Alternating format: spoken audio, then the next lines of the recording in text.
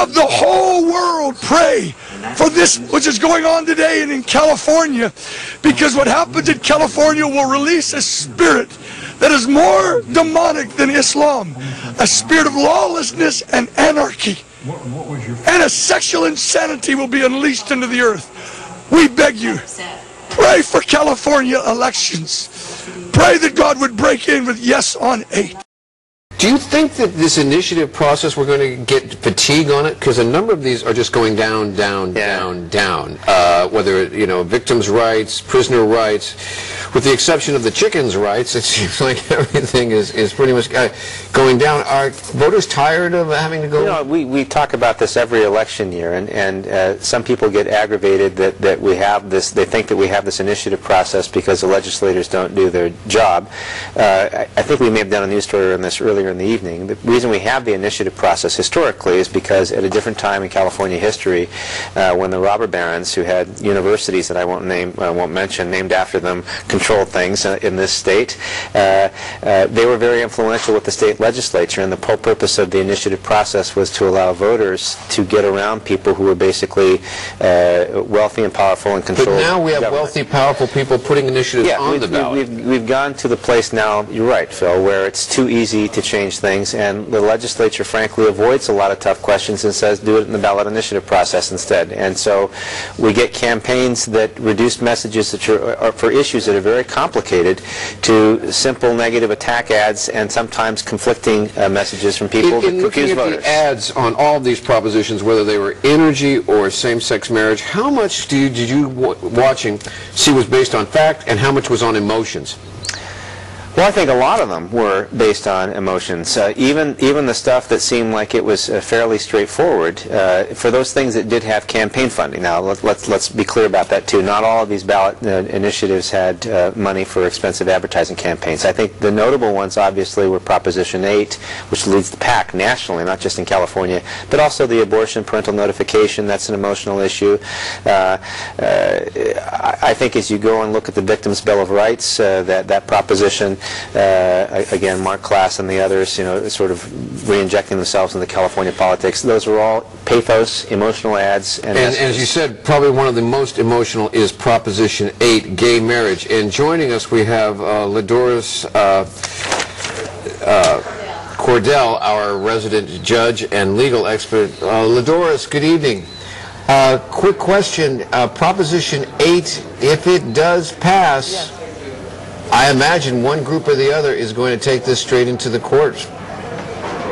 If this does pass, the group that will take it to the court will be, actually it could be both sides. It could be the side that loses to say that, you know, we want somehow to get this overturned, but it also could be the side that wins, because if this passes and same-sex marriages are no longer valid, then they may bring a lawsuit to try to invalidate the 16,000 or more marriages that have been conducted between same-sex individuals. So there could be a lawsuit by both sides, even if this passes, for two very different reasons. Joe, you have a question for the judge. Yeah, Judge Cordell, I got a question. This is Joe. A different question for you. Let's look outside of California for just a moment. Right now, the United States Supreme Court does not recognize sexuality as a suspect classification, as you know. It's a quasi-suspect classification, which means it doesn't get the same kind of equal protection as race. With the Barack Obama presidential administration and the possibility of putting 3 new justices on the United States Supreme Court, do you see a time in the next 4 to 8 years, if Obama serves a second term as well, when the Supreme Court might have a different composition and conceivably rethink this question about sexuality and suspect classification? You know, it's a good question, and I think it's highly likely. And the reason I say that is that usually when an issue gets to the U.S. Supreme Court, it's because some state Supreme Court, and California is a major one, has gone in that direction. Here we have the California Supreme Court that has said marriage itself is a basic, fundamental constitutional right guaranteed to all individuals. Now, this is the first court of this kind that has said this, made this kind of a statement. We have yet to hear the U.S. Supreme Court make that statement to say that the right of marriage between same-sex couples is a fundamental constitutional guarantee. So could it get there? Yes, it could, and I'm not saying it's likely, but it's certainly a possibility given what the Supreme Court has done in California. Judge, for those of us that don't spend a lot of time in the courtroom, it strikes us as a little odd that we have a law in California that the voters passed saying that marriage was between a man and a woman. That was the definition of it. Then you had a state Supreme Court, the highest court in the state, say that's unconstitutional, that's not fair, that cannot be allowed. Everyone should be allowed to get married. Then we have a possible constitutional amendment that goes back to what the state Supreme Court just said was unconstitutional. How does that jibe? Well, I mean, just to go back just a little bit, I want to just make sure that we're correct on kind of the odyssey here. The fact is that same-sex marriages were performed, and then there was a legal challenge to that. And as a result of that legal challenge, then you get the Supreme Court's decision, and then you get this initiative on the ballot. What is unusual about this is that you have a right that is exercised by 32,000 people, and if this initiative passes, then that right gets taken away.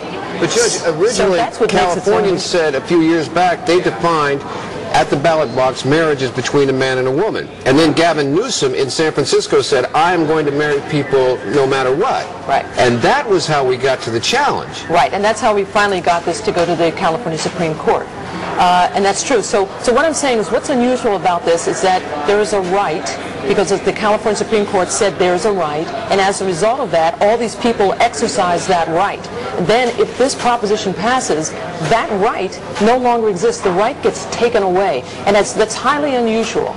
So if you're asking, is this a bizarre kind of an odyssey? Yes, it is, but it's also a little bizarre issue. I mean, we have an issue here that is highly emotional, and it's turning out to be rather divisive in California, and eventually I think it will take some statement from the Supreme Court, the U.S. Supreme Court, to say whether or not this is the right to marry for everyone, whether or not it's a guaranteed fundamental right, and we're not there yet. Okay, because in a nutshell, however, does the vote then trump the Supreme Court decision, the state Supreme Court decision, says that this is more powerful than your decision from the bench? Well, what has happened that is if this proposition passes, then it will have trumped the Supreme Court's decision. Now, is there going to be a challenge to that? Likely.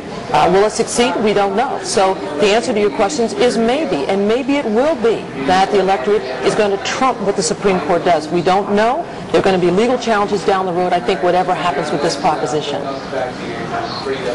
Mr. Joe Tuman, back to you. Yeah. No matter what happens on same-sex marriage, one way or the other, we are seeing this as a sharply divided issue in the state. Yeah. Given the history of this, do you see it coming back to the ballot box again? Well, possibly, or going in a different direction in the courtroom.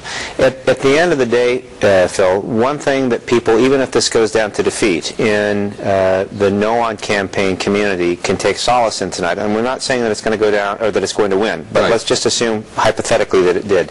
The one thing that people who oppose this can still take solace, I think, in is the fact that we're talking about this issue. We've made an election of this issue. We're litigating this in the courtroom. 10 years ago, I don't know that we would have done that. And one thing that we know about how social movements work and social change occurs is oftentimes it's gradual. When you think back, for example, to the civil rights movement, which people in the No on this resolution community want to do oftentimes, to equate what's happening in the gay and lesbian community with what happened with civil rights many years ago. One thing that's accurate about that analogy is that civil rights itself didn't happen overnight. It progressed over a very long period of time. It took, ironically, a person from Texas, Lyndon Baines Johnson, to drive that through the federal government after JFK's assassination. But you know, that wasn't like Martin Luther King introduced this in the 1960s. No. Franklin Delano Roosevelt told these people 25 years before, I want to help you, but you got to prove it to me. Right? It took that long to gestate, if you like, through the system. And I really think where the question, that's why I was asking that question about sexuality being equated for equal protection with race or ethnicity or religion. It's taken a long time to get people to get past this question of, do you choose to be gay or are you born that way?